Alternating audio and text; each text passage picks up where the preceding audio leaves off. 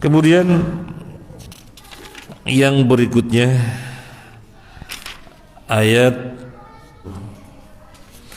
160.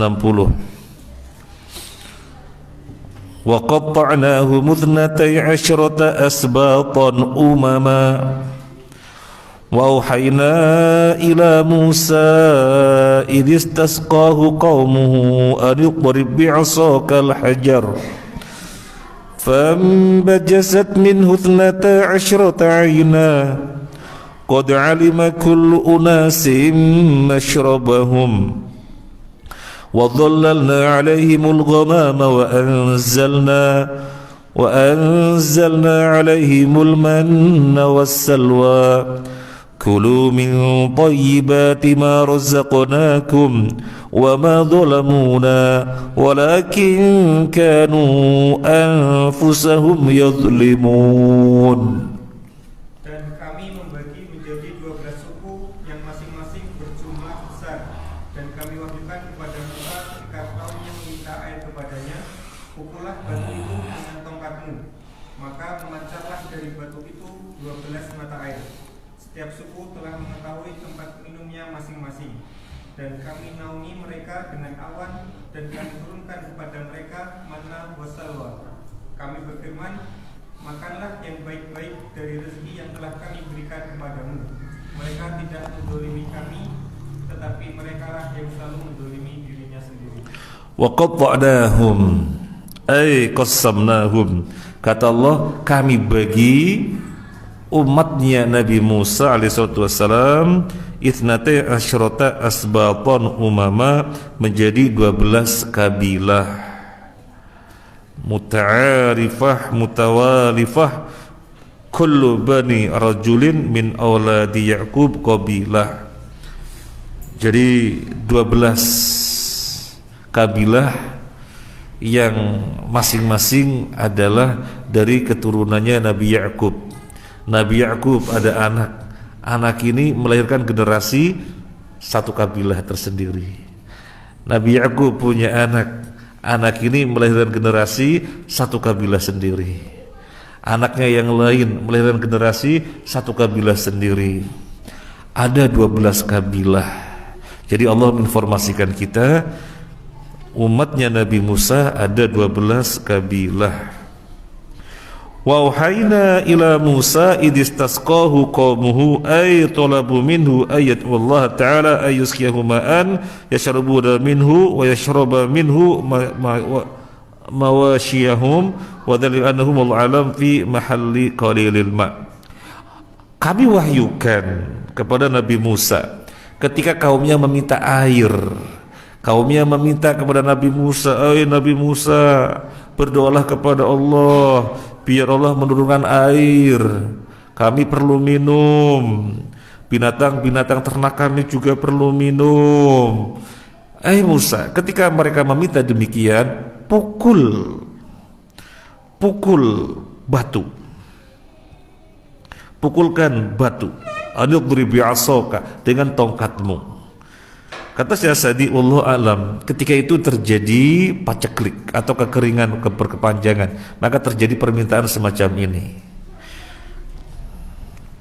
Fauhallahu li Musa ijabatan li talabatihim. Allah mewahyukan kepada Nabi Musa sebagai bentuk jawaban atas permintaan kaumnya, adidrib bi'asakal hajar, pukullah batu itu dengan tongkatmu. Yahtamilu anahu hajar muayyan, bisa jadi batu yang dimaksud adalah batu tertentu. Wa yahtamilu anahu ismu jinsin, tapi bisa jadi batu secara umum mutlak. Batu apa yang penting batu. Tapi bisa jadi batunya batu tertentu, nggak perlu dibahas. Yang jelas batu. Syekh As-Sa'di juga di sini mengatakan bisa jadi batunya batu tertentu. Bisa jadi batu adalah batu umum yang jelas jenis batu. Yashmalu ay hajarin kana. Intinya adalah batu, itu kata Syekh As-Sa'di. Intinya adalah batu. Fadarabahu, maka Nabi Musa memukulnya, fanbajazat, maka memancarlah, infajarat, memancarlah min dalikal hajar, dari batu itu memancar berapa pancaran? Ithnata asyrata aina, memancar 12 pancaran sesuai dengan jumlah kabilahnya. Apakah berdekatan? Wallahu a'lam. Yang saya pahami berjauhan. Jadi batu dipukul, memancar di sana, memancar di sana, memancar di sana. Wallahu a'lam. Berjauhan apa berdekatan? Yang saya pahami berjauhan. Soalnya ketika kita pas di Yordan, kita mengunjungi apa ya, lupa namanya apa ya. Jadi gunung batu ya, bebatuan gunung bebatuan yang dipahat-pahat, apa namanya itu? Petra, betul sekali. Yang dipahat-pahat, dan itu sangat mengagumkan itu ya. Gunung batu dipahat membentuk seperti gerbang istana gitu ya. Masya Allah. Nah, guide kita menunjukkan, mau nggak ke sana? Di sana itu ada salah satu pancaran yang Nabi Musa pukul dulu. Salah satu. Oh, dia bilang salah satu, berarti yang salah 12 yang mana? Yang 11-nya lagi gitu ya. Salah satunya di situ, 11-nya lagi yang mana? Oh, di tempat-tempat yang lain. Sehingga saya memahami Nabi Musa memukul dan pancarannya di beberapa tempat memancar.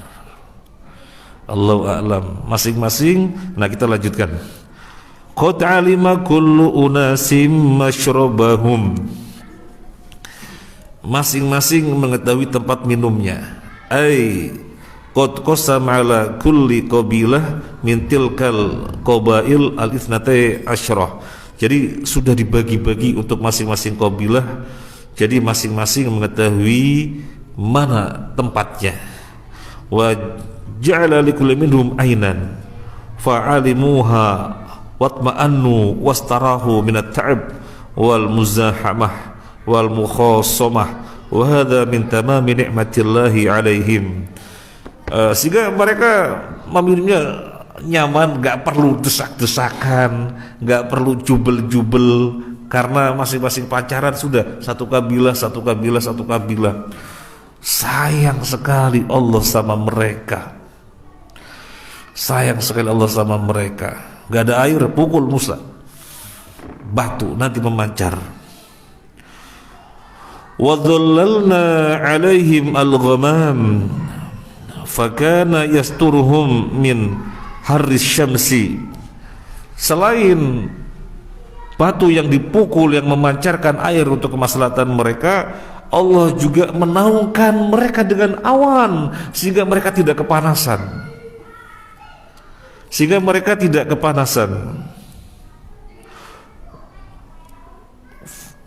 Wa anzala alaihimul manna. Kemudian Allah turunkan manna. Manna itu halwa, manisan. Allah manisan kayak apa? Wasalwa, dan makanan yang namanya salwa. Wa huwa lahmu tayrin.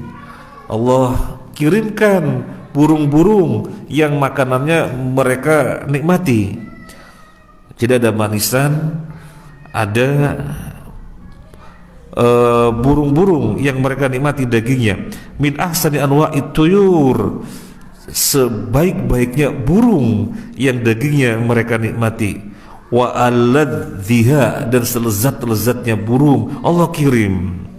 Fajamallahu lahum bainad dilal wasyarab wa ta'am at-tayyib minal hawa wal hum ala wajhi rahah wat tuma'ninah. Allah kumpulkan untuk mereka, dilindungi dengan awan, dikasih air setiap kabilah, makanan yang terbaik, salwa, manna dan salwa, sehingga mereka sangat nyaman, mereka sangat tenang.